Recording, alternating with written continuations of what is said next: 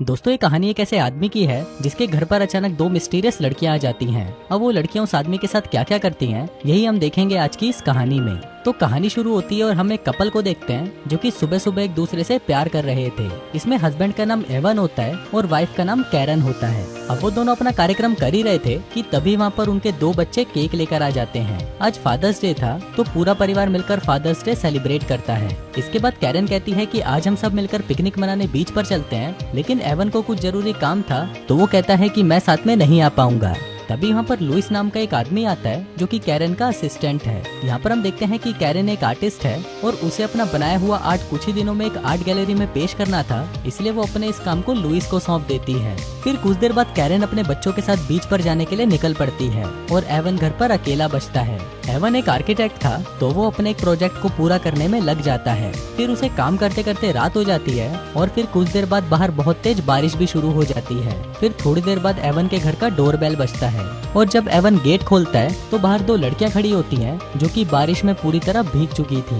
इनमें से एक का नाम बेल होता है और दूसरी का नाम जेनेसिस। वो दोनों एवन को बताती है कि हम एक पार्टी में जा रही थी, लेकिन उस कैब ड्राइवर ने गलती से हमें यहाँ पर छोड़ दिया। साथ ही बारिश में भीगने से हमारा फोन भी खराब हो गया, तो क्या हम आपका फोन यूज कर सकते हैं? एवन कहता है कि हाँ बिल्कुल, और इसके साथ ही वो उन्हें अपने घर के अंदर बुला लेता है। वो उन्हें सूखने के लिए टॉवल देता है और यहाँ पर जेनेसिस आईपैड में देखकर उसे बताने लगती है कि उनकी लोकेशन यहाँ से बहुत दूर है। तभी एवन उनके लिए उबर बुक कर देता है, लेकिन कैब को आने में अभी 45 मिनट लगेंगे। फिर जेनेसिस उससे पूछती है कि क्या हम अपने कपड़े यहाँ पर सुखा सकते हैं, क्योंकि हम पार्टी में ऐसी हालत में नहीं जा पाएंगे। एवन इसके लिए मान जाता है और साथ ही वो उनसे उनका फोन ले लेता है जो कि भीगने की वजह से खराब हो गया था। जिसके बाद वो उसे चावल के एक बॉक्स में बंद करके रख देता है। इसके बाद वो उनके लिए कॉफी बनाता है और जब तक उनके कपड़े सूख रहे थे तब तक वो लोग गाने सुनते हैं। यहाँ पर हमें ये भी पता चलता है कि एवन पहले एक डीजे था और उसके पास पड़े हुए इतने अच्छे म्यूजिक कलेक्शन को देखकर वो दोनों लड़कियां उससे काफी इम्प्रेस हो जाती हैं। इसके बाद वो तीनों बातें करने लगते हैं और जब एवन उन्हें बताता है कि वो 45 साल का है तो वो दोनों लड़कियां ये सुनकर हैरान हो जाती हैं, क्योंकि उसकी फिजिक के हिसाब से वो 45 साल का तो बिल्कुल नहीं लगता। अब वो दोनों एवन से कुछ ज्यादा ही चिपकने लगती हैं, तो एवन थोड़ा अनकंफर्टेबल फील करता है और वो उनसे दूर जाकर बैठ जाता है। इसके बाद वो कैब को फिर से चेक करता है तो अब कैब के आने में सिर्फ 20 मिनट ही बचे थे। इसके बाद एवन उन लोगों को अपनी वाइफ के बारे में बताता है और उन्हें उसका बनाया हुआ आर्ट भी दिखाता है जो कि उनको बहुत पसंद आता है। फिर एवन उन दोनों लड़कियों से उनके बारे में पूछता है तो ये दोनों बताती हैं कि ये एयर होस्टेस हैं और हर रात ये लोग ऐसे ही मौज मस्ती करते हैं। अब वो दोनों लड़कियां बार बार एवन के नजदीक आने की कोशिश कर रही थी, लेकिन एवन भी एक बहुत सख्त लौंडा था और वो उन्हें अपने से दूर करने लगता है। जिसके बाद ये दोनों लड़कियां फिर से नहाने चली जाती हैं। फिर थोड़ी देर बाद एवन देखता है कि इनकी कैब आ चुकी है, तो वो इनका सारा सामान लेकर बाथरूम की तरफ जाता है। वो उनको कहता है कि जल्दी से बाहर आओ, तुम्हारी कैब आ चुकी है। लेकिन वो लड़कियां उसे कहती हैं कि पहले तुम अंदर आओ, हम तुम्हें कुछ दिखाना चाहते हैं। अब एवन अंदर जाना तो नहीं चाहता था, लेकिन फिर भी उसे अंदर जाना पड़ता है। वो देखता है कि वो दोनों लड़कियां बिना कपड़ों के उसके सामने ही नहा रही हैं। जिसके बाद वो दोनों एवन को उनके साथ इंटीमेट होने को कहती हैं। अब पहले तो एवन मना कर देता है, लेकिन फिर थोड़ी देर बाद उसका भी मन करने लगता है। जिसके बाद वो तीनों पूरी रात एक साथ इंटीमेट होते हैं। वहीं बाहर कैब वाले को खड़े हुए काफी देर हो गई थी, इसलिए वो भी वहाँ से चला जाता है। फिर अगली सुबह जब एवन उठता है तो वो देखता है कि वो दोनों लड़कियां वहाँ से गायब हैं। अब उसे लगता है कि वो दोनों वहाँ से जा चुकी हैं, लेकिन जब वो अपने किचन में जाता है तो वो देखता है कि इन दोनों ने तो पूरे किचन को खराब कर रखा है। अब ये सब देखकर एवन को बहुत गुस्सा आता है, लेकिन तभी उसे उसकी वाइफ का फोन आ जाता है। फिर जब वो दोनों वीडियो कॉल पर बात कर रहे थे तो दूसरी तरफ वो दोनों लड़कियां एवन को चिढ़ाने लगती हैं। अभी देखकर एवन जल्दी से कॉल कट करता है और अंदर आ जाता है। फिर वो उन्हें गुस्से में कहता है कि तुम्हारे पास सिर्फ 3 मिनट है, जल्दी से अपने कपड़े पहनो और यहाँ से चलती बनो। लेकिन फिर कुछ देर बाद जब एवन उन दोनों को देखने आता है तो वो देखता है कि ये दोनों कैरिन के बनाए हुए आर्ट को खराब कर रही हैं। अब इससे एवन और भी ज्यादा गुस्सा हो जाता है और वो गुस्से में उन्हें पुलिस को फोन करने की धमकी देता है। अभी सुनकर वो दोनों हंसने लगती हैं और कहती हैं कि जब बुला ले पुलिस को। अगर उन्हें पता चला कि तुमने एक अंडर एज लड़की के साथ ये सब किया है तो पुलिस वाले उल्टा तुम्हें ही पकड़ लेंगे। अभी सुनकर एवन घबरा जाता है और उनसे पूछता है कि अगर तुम अंडर एज हो तो तुम एयर होस्टेस कैसे हो सकती हो। इस पर वो दोनों हंसने लगती हैं और कहती हैं कि हम तो तुम्हें बेवकूफ बना रहे थे।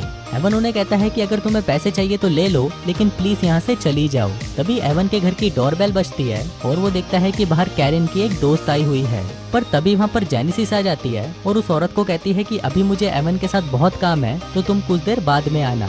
अब ये देखकर वो औरत गुस्सा हो जाती है और एवन को गालियां देकर वहाँ से चली जाती है। अब एवन उन दोनों से काफी परेशान हो चुका था, इसलिए वो पुलिस को फोन करने लगता है। पर तभी जेनेसिस कॉल कट कर देती है और कहती है कि हम यहाँ से जाने के लिए तैयार हैं। इसके बाद एवन उन्हें अपनी कार में बिठाकर ले जाता है और उन्हें एक जगह पर ड्रॉप कर देता है। फिर वापस आकर वो अपने बिखरे हुए घर को ठीक करता है और वापस अपने काम पर लग जाता है। फिर रात को जब एवन अपना काम कर रहा था तो उसे वहाँ पर कुछ गिरने की आवाज सुनाई देती है। वो बाहर जाकर देखता है तो उसे वहाँ पर अपनी एक फोटो फ्रेम गिरी हुई मिलती है। अब एवन उस फ्रेम को उठाने के लिए जैसे ही नीचे झुकता है तभी जेनेसिस उसके सर पर मारकर उसे बेहोश कर देती है।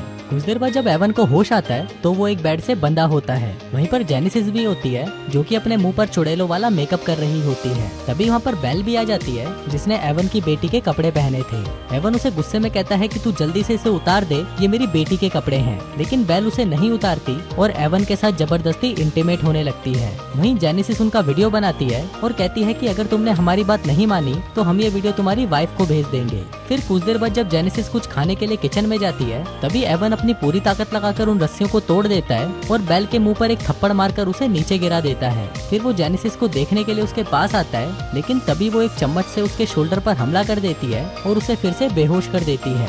फिर कुछ देर बाद जब एवन को होश आता है तो वो फिर से एक चेयर से बंधा होता है। अब यहाँ पर वो दोनों लड़कियां मिलकर उसके साथ कुछ गेम्स खेलने लगती हैं। इसमें वो उससे कुछ सवाल पूछेंगी और अगर उसने उसका जवाब नहीं दिया तो वो एवन के सर पर लगे हेलमेट की फ्रीक्वेंसी को बढ़ा देंगी, जिससे उसके कान के पर्दे फट जाएंगे। अब वो लोग ये गेम खेल ही रहे थे कि तभी वहाँ पर कैरेन का असिस्टेंट लुइस आ जाता है। दरअसल लुइस यहाँ पर कैरेन का बनाया हुआ आर्ट लेने आया था। अब उसको देखकर बेल एवन को छुपा देती है और फिर जेनेसिस जाकर दरवाजा खोलती है। लुइस कहता है कि मैं कैरेन का आर्ट लेने आया हूँ और तुम लोग कौन हो। तभी वहाँ पर बेल भी आ जाती है और कहती है कि हम एवन के कजन हैं।